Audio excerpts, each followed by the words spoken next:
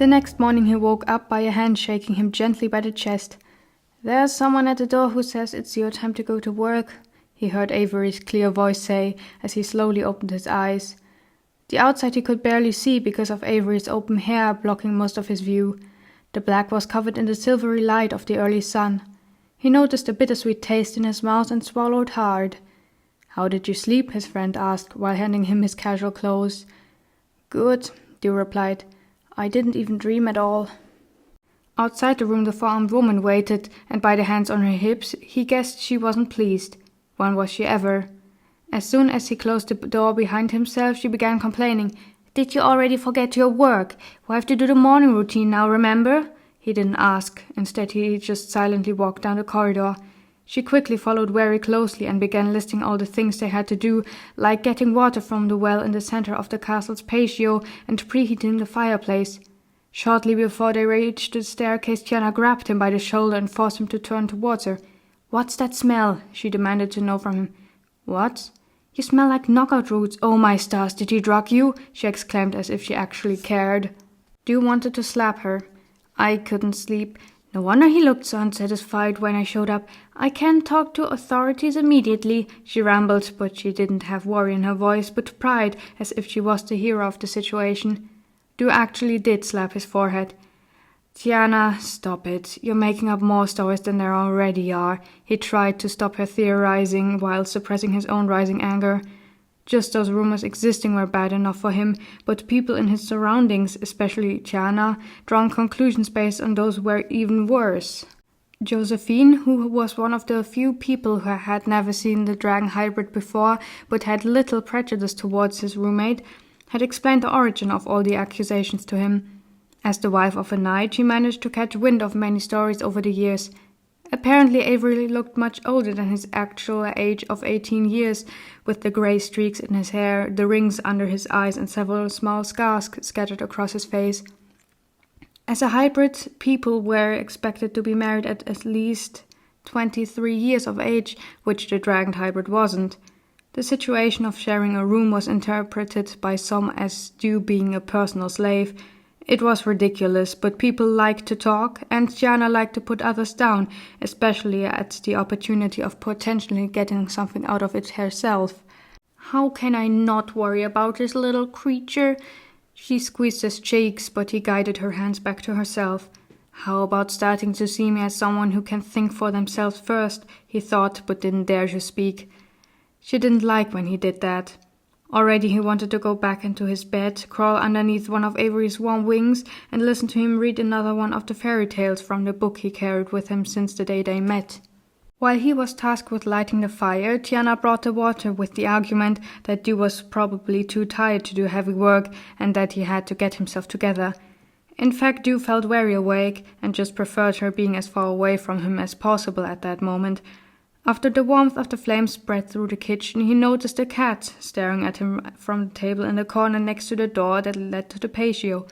Claus the cat looked as he always did, unsatisfied and ready to break out into whining as soon as an opportunity would be given.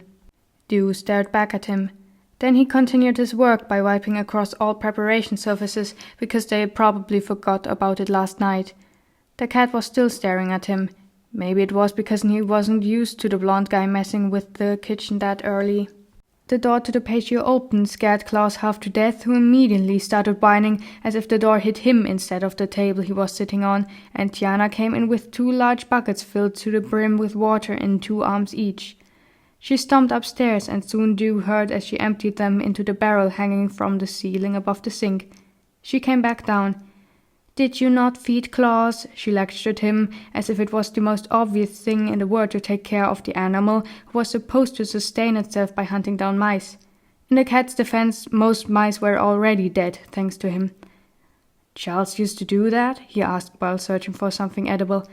"Of course. Did you not notice he was the only one this bag of fur brought all the cadavers to?" No, he did not. Then he wondered if the cat would start bringing him dead mice too, if he fed him regularly, which he probably wouldn't. Somehow he survived the 30 minutes along with Tiana. Then Frederick entered and commented on their work, saying it would be good enough for an amateur whose abilities didn't exceed those of a beggar.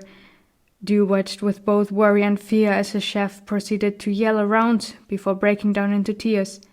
It was a strange sight, seeing a grown man silently weeping. How was he supposed to react?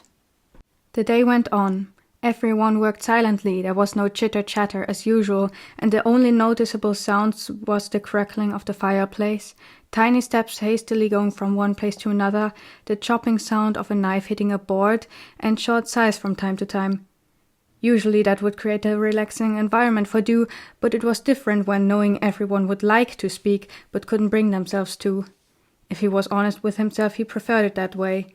Words were long and complicated, and if not said carefully, they could send daggers flying across the room, both metaphorically and literally. His own dull mood lightened a little when Josephine invited him to visit her husband down in the city. He'd do anything to get out of the castle at that point, and so did she. Her husband was, similar to Avery, a guard under the direct control of the king, but he was stationed outside of the castle to patrol and keep order in the town. When they arrived at the tavern, whose yellow light fell through the open door and square windows to lighten up the street drenched in the color of the night, the laughter and lively chattering could already be heard from far away. While entering, he took off the blue cape to carry it on his arm. He immediately regretted it, as he saw how full everything actually was. He knew that the tavern had a second floor to which a thin stairway on the right was supposed to lead.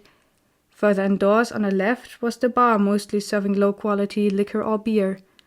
Now all the tables squeezed into every free corner were filled, and even the corridors were clogged with people, either occupying the standing places or waiting to be served. He flinched every time an arm or a leg touched his body, while trying to follow as close behind to Josephine as he possibly could, without much success. After catching up with her, he saw her standing in front of the rearmost corner of the bar, where a man, noticeably taller than most, sat with one elbow on the counter and his head rested on his hand.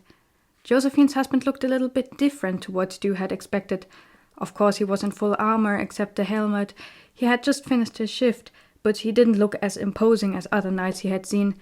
The knight had a bright smile on his face, almost matching Josephine's. He looked comparably weak with his thin build, yet like many of his profession he had his shoulder-long hair partially bound in a high ponytail. Him and Josephine were already talking when Dew came to a standstill next to them, but through all the noise from all around him he couldn't hear what they were saying. It wasn't hard to guess, though, as the man's face sank and his eyes widened while Josephine looked as if she was going to cry again. Why had Dew agreed to come here again? The three of them left the tavern as fast as they had entered, which was way too slow for Dew's taste. On a bench around the corner the couple sat, her having her head leaned onto the plated shoulder and his arm around her back. "I took good care of the tomato plants just like I promised," he started off the conversation. It was not exactly what Dew expected he was going to say. "Did you put them on the sill where the sun shines so nicely, Patrick?" Josephine asked sleepily. He nodded before describing. "It stands right before my window. I see it every single day. It's still my most precious possession till this day." Josephine chuckled. Dew felt it was his time to leave. After all, his job of being her entertainment for the walk was done, but then Patrick turned towards him and asked, "Who's that fellow over there? A new night recruit?" For a second Dew found himself confused, but then he followed the man's gaze towards the blue cape, which was the same color as Patrick's clothes. "That's not exactly mine.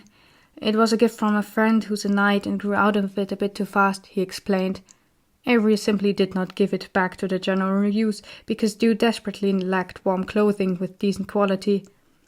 Avery had lied to the staff by saying he'd still use the cape outside of work and just needed a new, bigger and thinner cape to cover the entirety of his wings to not intimidate people too much. Patrick probably realized that by himself and chuckled an "I see." The knights in the city really did not take it that tightly when it came to obeying the rules.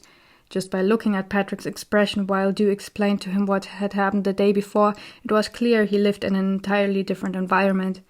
He had never been sent out to strike down rebellious gatherings of people in extremist part of the country. He had never been commanded to execute or torture someone. All he could possibly encounter were mild street fights between drunken men or self-proclaimed robbers whose worst crime it was to steal a wooden horse toy from a toddler.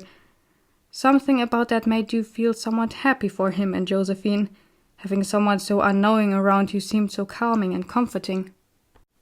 When he returned, a small candle was burning on the table next to the white tulip, and the blue uniform was laying over the back of the chair.